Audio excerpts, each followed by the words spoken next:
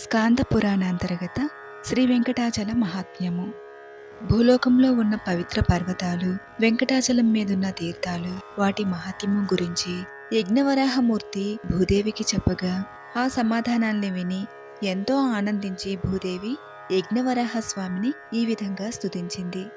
భూదేవి చేసిన వరాహస్తుతి.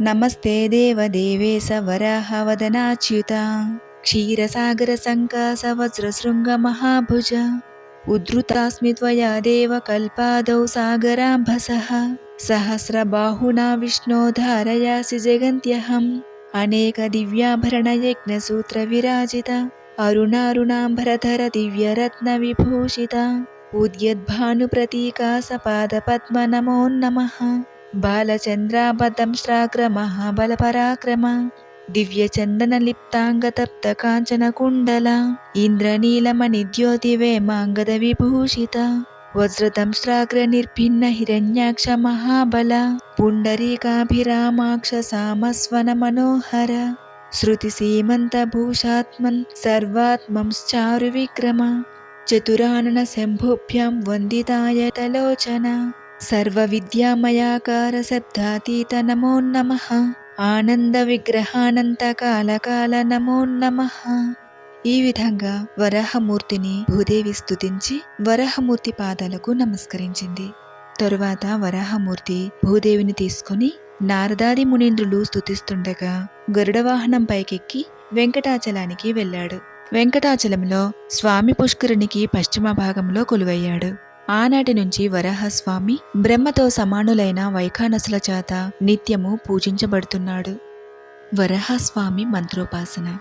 పూర్వము ఒకనాడు భూదేవి వరాహస్వామిని దర్శించి వరాహస్వామితో, నాథ, ఏ మంత్రాన్ని ఉపాసించినట్లయితే నీ అనుగ్రహము కలుగుతుంది, జపించిన వారి కోరికలన్నీ తీర్చేది, నియమంగా పఠించిన వారికి నీ దివ్యానుగ్రహాన్ని కలిగించేది అయిన మంత్రాన్ని లోకహితము కోసము చెప్పండి స్వామి అని భూదేవి వరాహస్వామిని ప్రార్థించింది. భూదేవి కోరిక విని వరాహస్వామి చిరునవ్వుతో తన దివ్య మంత్రాన్ని ఈ విధంగా తెలియజేశాడు. దేవి, అతి రహస్యమైనది, సకల సంపదల్ని, విద్యని వెంటనే ప్రసాదించేది, భూలాభాన్ని పుత్రలాభాన్ని కలిగించేది, ఇతరులకు బహిరంగంగా చెప్పకూడనిది అయిన ఈ మంత్రాన్ని చెబుతాను విను. దీన్ని, ఈ మంత్రం పైన శ్రద్ధ కలిగిన వారికి తప్పకుండా చెప్పాలి. అస్య శ్రీవరాహ మహామంత్రస్య సంకర్షణ ఋషిః పంక్తి ఛందః శ్రీయజ్ఞవరాహ దేవత శ్రీబీజం శ్రీవరాహ స్వామి అనుగ్రహ సిద్ధ్యర్థం జపే వినియోగః. ధ్యానం. శుద్ధస్ఫటిక శైలాభం రక్తపద్మదలేక్షణం వరాహవదనం సౌమ్యం చతుర్బాహుం కిరీటినం శ్రీవత్సవక్షసం చక్రశంఖాభయకరాంబుజం వామోరుస్థితయా యుక్తం త్వయా మాం సాగరాంబరే రక్తపీతాంబరధరం రక్తాభరణభూషితం శ్రీకూర్మపృష్ఠమధ్యస్థశేషమూర్త్యబ్జ సంస్థితం. ఇది ధ్యాన శ్లోకము. మంత్రం. ఓం నమః శ్రీవరాహాయ ధరణ్యుద్ధరణాయ చ అనగా భూమిని ఉద్ధరించిన శ్రీ వరాహస్వామికి నమస్కారము అని ఈ మంత్రం అర్థము. ఈ మంత్రాన్ని గురువు ద్వారా ఉపదేశం పొంది 4 లక్షల సార్లు జపించాలి. తరువాత తేనె, నెయ్యి, పాయసములతో కలిపి దశాంశ హోమాన్ని చేయాలి. నిత్యము ధ్యానంతో సహా ఈ మంత్రాన్ని 108 సార్లు పఠించినట్లయితే వాళ్ళకి సర్వశుభాలు కలుగుతాయి. పూర్వము ఈ మంత్రాన్ని కృతయుగంలో ధర్ముడనేవాడు బ్రహ్మ ద్వారా ఉపదేశం పొంది జపించాడు. ఇంద్రుడు, ఆదిశేషుడు ఈ మంత్రాన్ని జపించి నా అనుగ్రహాన్ని పొందారు.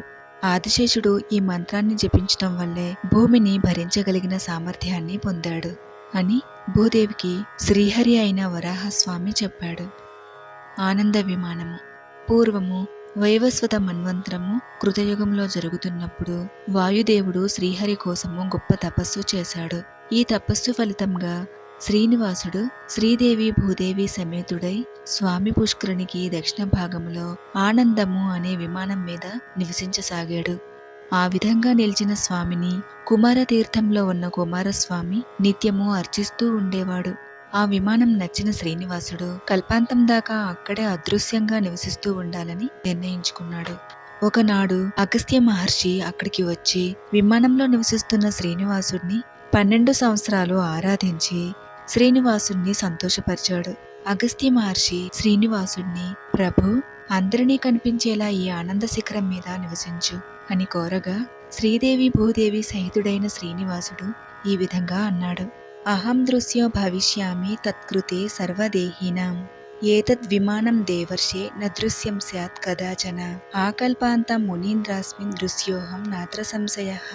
అనగా, అగస్త్య, నీ కోరిక ప్రకారము ఇకపైన సకల జీవులకి నేను కనిపిస్తాను.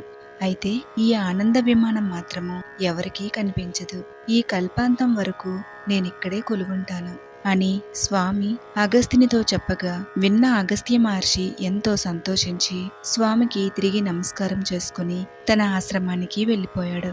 ఇక ఆనాటి నుంచి చతుర్భుజుడైన శ్రీనివాసుడు ఈ విమానం నుంచి అందరికీ దర్శనమిస్తున్నాడు. కుమారస్వామి వాయుదేవుడు నిత్యము స్వామిని అర్చిస్తూ ఉన్నారు. ఇది స్కాందపురాణ అంతర్గత వెంకటాచల మహాత్మ్యము. మనము స్కాందపురాణంలోని మొదటి భాగంలో యజ్ఞవరాహ స్వామి భూలోకంలో ఉన్న పవిత్ర పర్వతాలేమిటి, వెంకటాచలం పైన ఉన్న తీర్థాలేమిటి అనేది భూదేవికి చెప్తూ ఆ తీర్థాలలో ఏ ఏ తిథుల్లో ఏ నక్షత్రాల్లో స్నానాన్ని ఆచరించడం వలన ఎటువంటి ఫలితాలు కలుగుతాయో స్వామి భూదేవికి తెలియజేశారు. ఇది మనం మొదటి వీడియోలో తెలుసుకున్నాము. వరాహస్వామి చెప్పినవన్నీ విన్న భూదేవి ఏ స్తోత్రంతో స్వామిని స్తుతించింది, స్వామిని ఏ మంత్రంతో జపించడం వలన స్వామి అనుగ్రహాన్ని మనం సులభంగా పొందవచ్చు అనేది మనం ఈ వీడియోలో తెలుసుకున్నాము. స్కాందపురాణంలోని మనకు తెలియని ఎన్నో విషయాలని ముందు ముందు వీడియోల్లో మనం తెలుసుకుందాము.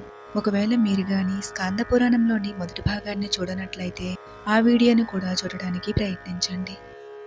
ఓం భూదేవి సమేతస్య యజ్ఞవరాహస్వామినే నమో నమః.